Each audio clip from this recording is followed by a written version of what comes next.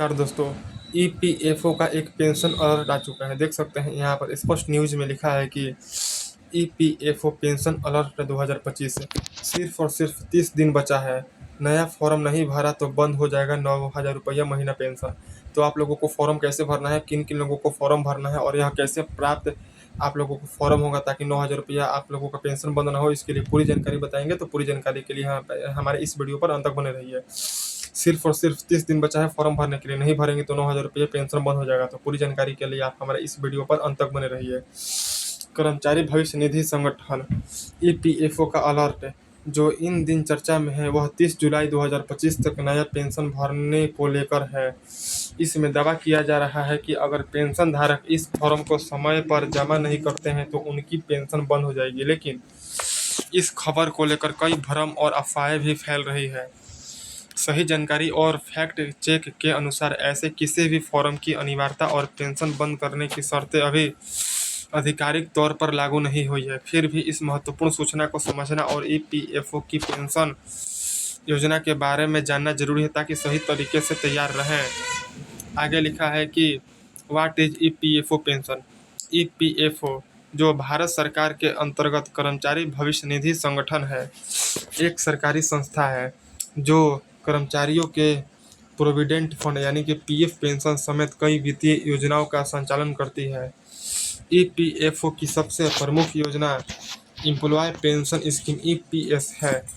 इस योजना के अंतर्गत कर्मचारी भविष्य निधि संगठन के सदस्य जब रिटायर हो जाते हैं तो उन्हें मासिक पेंशन प्रदान की जाती है।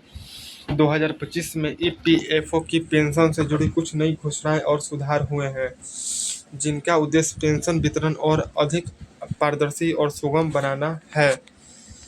इस वर्ष कुछ मीडिया और सोशल मीडिया पर एक सूचना वायरल हुई है कि सभी पेंशन धारक को अपना पेंशन फॉर्म 30 जुलाई 2025 तक जमा करना होगा, अन्यथा उनकी पेंशन बंद हो जाएगी। हालांकि प्रेस सूचना ब्यूरो और ईपीएफओ के अधिकारी के बयान के अनुसार यह दावा फर्जी है।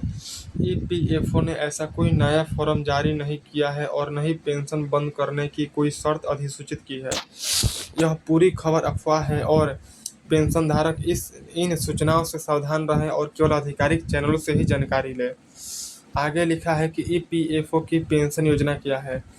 ईपीएफओ एम्प्लॉयज पेंशन स्कीम 1995 एक सामाजिक सुरक्षा योजना है जिसका उद्देश्य कर्मचारियों को सुरक्षित और सुनिश्चित पेंशन प्रदान करना है। यह योजना उन कर्मचारी के लिए है जो ईपीएफ में योगदान करते हैं। पेंशन की राशि कर्मचारी और नियोक्ता दोनों की ओर से किए गए योगदान पर आधारित होती है। सरकार ने हाल ही में ईपीएफओ पेंशन योजना में सुधार की घोषणा की है। अप्रैल 2025 से न्यूनतम पेंशन राशि 1,000 रुपया से बढ़ाकर 7,500 रुपया कर दी गई है। इसका लाभ लगभग 60 लाख से अधिक पेंशनर्स को मिलेगा। यह कदम महंगाई और जीवन यापन की बढ़ती लागत को ध्यान में रखते हुए लिया गया है ताकि रिटायर्ड कर्मचारियों की आर्थिक सुरक्षा सुनिश्चित हो सके।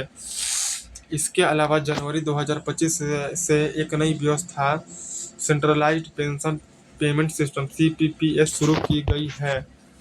इसके तहत पेंशन धारक अब भारत के किसी भी बैंक या शाखा से अपनी पेंशन प्राप्त कर सकेंगे।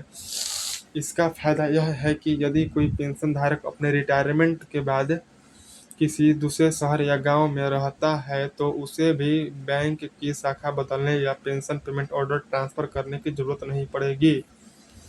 यह सुविधा पेंशन प्राप्ति को आसान और गति प्रदान करेगी। ईपीएफओ पेंशन फॉर्म और आवेदन प्रक्रिया। आमतौर पर ईपीएफओ पेंशन योजना में शामिल होने के लिए कर्मचारी को एक प्रारंभिक आवेदन फॉर्म भरना पड़ता है जो नियोक्ता के माध्यम से ईपीएफओ को जमा होता है। इस फॉर्म में कर्मचारी की व्यक्तिगत और अकाउंट संबंधी जानकारी होती है। हाल ही में ईपीएफओ ने प्रोफाइल अपडेट और पीएफ खाते के ट्रांसफर को भी सरल बनाया है। यदि कोई कर्मचारी नई नौकरी करता है या अपना विवरण अपडेट करना चाहता है तो वह सीधे ऑनलाइन तरीके से कर सकता है। इसके लिए अब कई दस्तावेज की जरूरत नहीं होती, खासकर यदि यूएएन यानी कि यूनिवर्सल अकाउंट नंबर आधार से लिंक हो। आगे लिखा है कि यद्यपि सोशल मीडिया पर एक नया पेंशन फॉर्म जमा करने की मांग की अफवाह आई है, लेकिन इस पर फिलहाल कोई आधिकारिक निर्देश नहीं है। सभी पेंशन धारक अपने दस्तावेज और जानकारी को ईपीएफओ की आधिकारिक वेबसाइट और सूचना के अनुसार ही अपडेट करें। आगे लिखा है पेंशन राशि की गणना और लाभ।